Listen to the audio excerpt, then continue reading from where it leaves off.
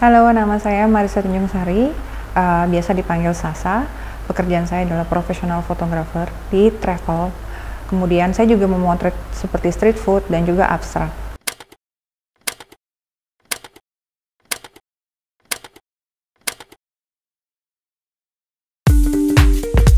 Dalam keseharian sih secara profesional pekerjaannya di travel fotografi, lebih kepada editorial, kemudian juga untuk mengisi konten-konten travel yang ada di media sosial seperti Instagram.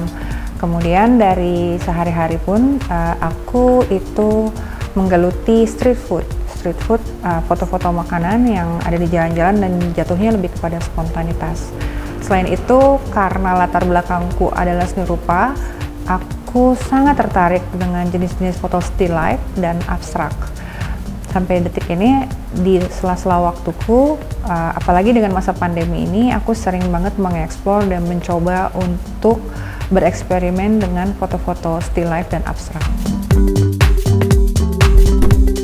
Ide-ide kreativitas sebenarnya tentunya yang namanya referensi itu kita juga melihat dari karya-karya orang juga ya, karena melihat pekerjaan orang lain itu bisa menjadi membangun inspirasi dan referensi.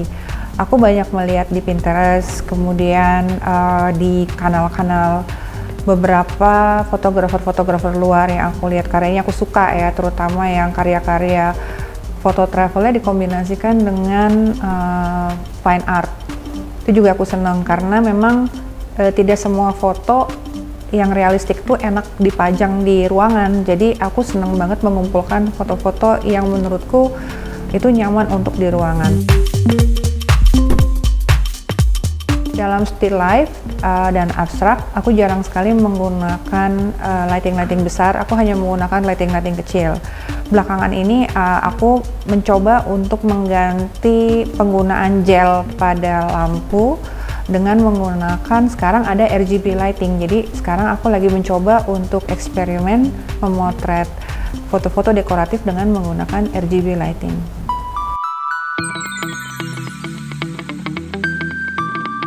Ketika dulu itu kita harus menggunakan kertas warna-warni atau gel ya untuk membuat efek-efek mix color light gitu. Kemudian aku juga seneng juga bermain light painting buat iseng-iseng aja sih, itu buat lucu-lucuan gitu. Tapi dulu kita mainnya tuh pakai senter, terus kadang-kadang pakai mainan anakku, terus kita bungkus dengan kertas berwarna-warni.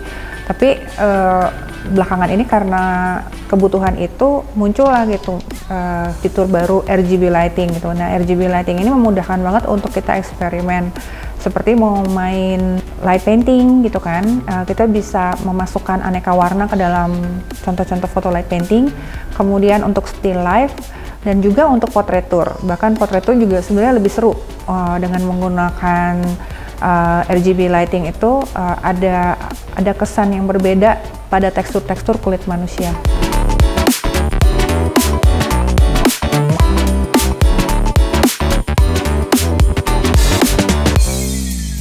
Godok M1 menurut aku sangat ngebantu banget karena aku punya berbagai macam warna ya dalam satu gadget gitu. Jadi aku bisa mengubah warna sesuai dengan yang aku inginkan.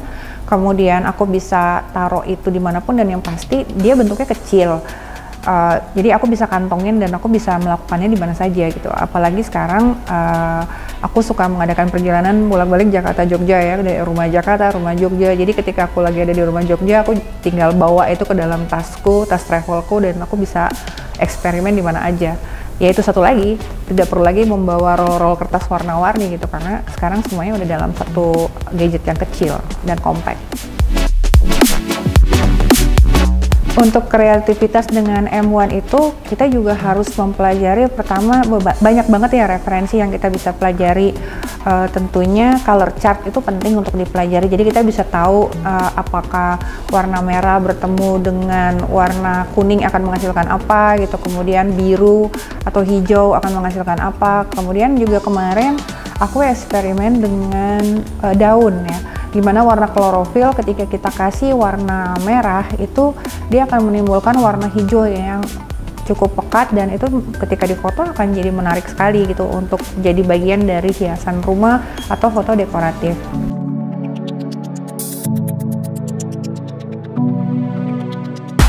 Peralatan apa atau contoh-contoh foto apa, kalian bisa coba-coba dari hal yang paling simpel ya, misalkan garpu sendok itu kan reflektif banget, dia warnanya besi gitu kan, kalian bisa cari background apapun, entah kalian mau pakai background putih gitu, atau kalian bisa cari di toko-toko online itu latar belakang background dan berbagai macam warna ya, yang kayak warna pastel gitu kan, atau warna yang glittery gitu.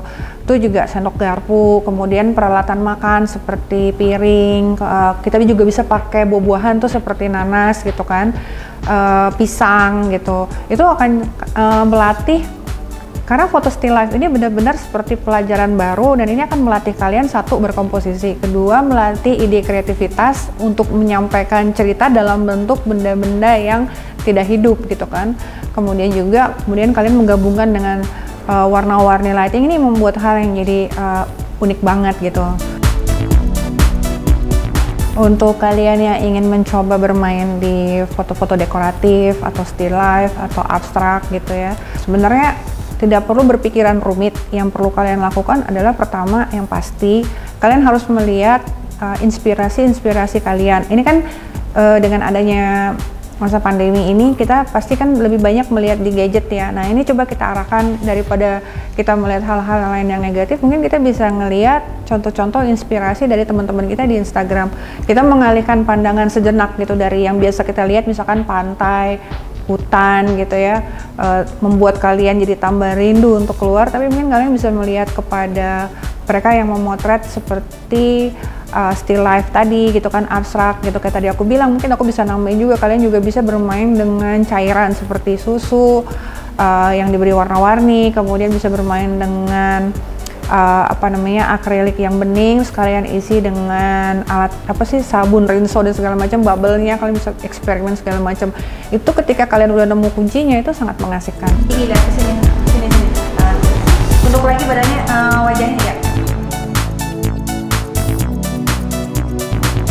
Nah, sekarang udah pose yang tadi, udah wajahnya ke yang biru.